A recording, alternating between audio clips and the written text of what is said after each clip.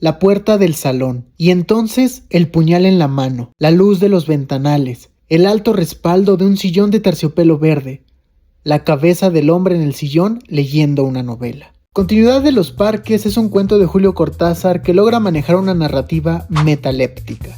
Utiliza diversos puntos para manejar nuestra mente justo como él quiere.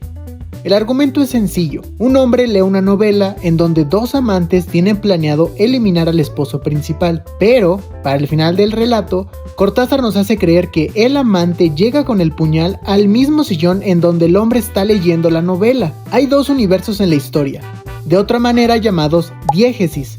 En el primero tenemos al lector 1, de quien se nos cuenta que regresa a su finca a leer su novela que había abandonado por unos negocios urgentes. Para la mitad del texto se nos introduce una segunda diégesis, o sea, un segundo universo externo al universo del lector 1. Este universo es el argumento de la novela que lee el lector 1, dos amantes que planean vivir juntos, sin el esposo. Hasta aquí sería algo llamado metadiégesis, es decir, una historia que habla sobre otra historia. Sin embargo, para el final del relato, cuando el amante trae un puñal listo para despedirse del esposo, se introduce el lector 2, pero con características similares al lector 1, las cuales son: un hombre lee una novela, está sentado en un sillón aterciopelado verde, está en un estudio que mira hacia el Parque de los Robles, y hay un mayordomo para cada lector. Entonces el cuento deja de ser metadiegético para convertirse en algo llamado metaléptico o metalepsis, lo cual significa que ambos universos o ambas diégesis comparten el mismo universo. Pasa en historias como Don Quijote y Niebla de Unamuno. Pero ¿cómo logra Cortázar exactamente esta metalepsis? Lo resumiré en 3 elementos. El primero de ellos es el más evidente, la repetición de elementos. En un texto narrativo, el narrador elige qué mostrarnos al describir el espacio. Al registrar el sillón aterciopelado verde y repetirlo en ambas descripciones, simula una conexión entre ambos universos, y se repiten el sillón verde aterciopelado, un gran ventanal que da vista a un parque y un mayordomo que,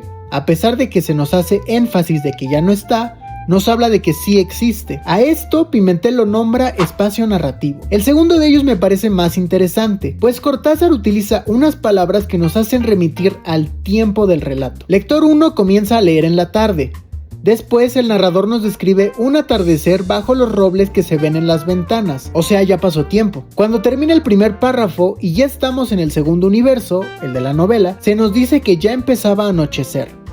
Esto genera una ilusión de continuidad en el tiempo, pues a diferencia de una elipsis en donde viajaríamos entre cortes, aquí Cortázar nos hace creer que todo sucedió de una manera continua. Para el final del relato nos informa el narrador que ya es la hora del crepúsculo. Esto provoca una simulación de continuidad temporal en ambos relatos, todo en una misma secuencia, sin separación entre universos. Entonces, el segundo elemento sería por tiempo narrativo, como lo llama Pimentel. El tercer elemento va más allá de la narratología. Me centraré en un análisis lingüístico con 3 puntos clave. El primero de ellos es la frase final: la cabeza del hombre en el sillón leyendo una novela. Él es un artículo determinante conocido como definido. Su contraparte sería un, el cual es un artículo indefinido. Cuando utilizamos el, generalmente estamos resaltando el sustantivo como si fuera alguien o algo que ya conocemos, lo individualizamos. Si yo digo pásame el libro, estoy sobreentendiendo que ya sabes qué libro quiero.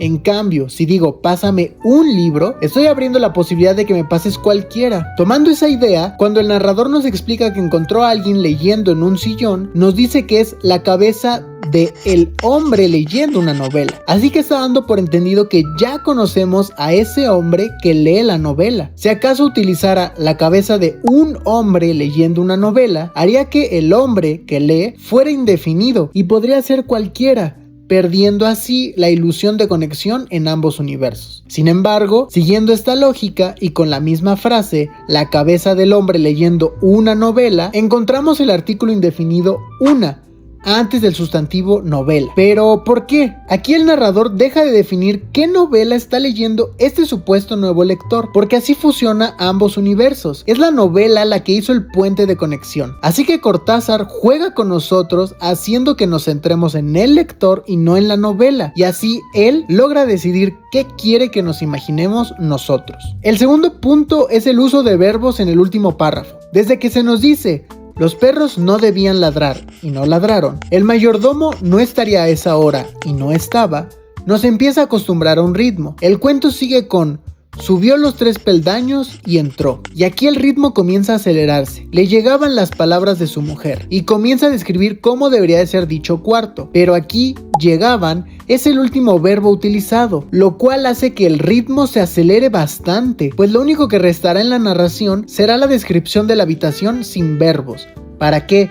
Al llegar al final, como el narrador nos acostumbró a un ritmo, que si los perros no debían ladrar y no ladraron, que si el mayordomo no debería de estar y no estaba, que si llega el amante con el puñal y hace lo que tiene que hacer con lector 2 sin decirnos que lo hizo. Y aquí se rompen todos nuestros sentimientos, pues sabemos que utilizará el puñal con el lector 2, pero ya se nos dio demasiada información para hacernos creer que lector 2 y lector 1 son el mismo lector. Y se cumple la metalepsis. Y a veces es trascendental, pues hasta uno mismo puede llegar a creer que es el lector, y sobre la puerta estará el amante con el puñal en la mano. El tercer punto es con el léxico utilizado para narrar cómo el primer lector se va introduciendo al universo que lee. La ilusión novelesca lo ganó casi enseguida. Gozaba del placer casi perverso de irse desgajando línea a línea de lo que lo rodeaba. Palabra a palabra, absorbido por la sórdida disyuntiva de los héroes, dejándose ir hacia las imágenes que se concertaban y adquirían color y movimiento. Todo el léxico nos sumerge en la mente del lector y cómo poco a poco va introduciéndose en la historia y de manera metafórica entra a su universo, hasta llegar a la palabra clave: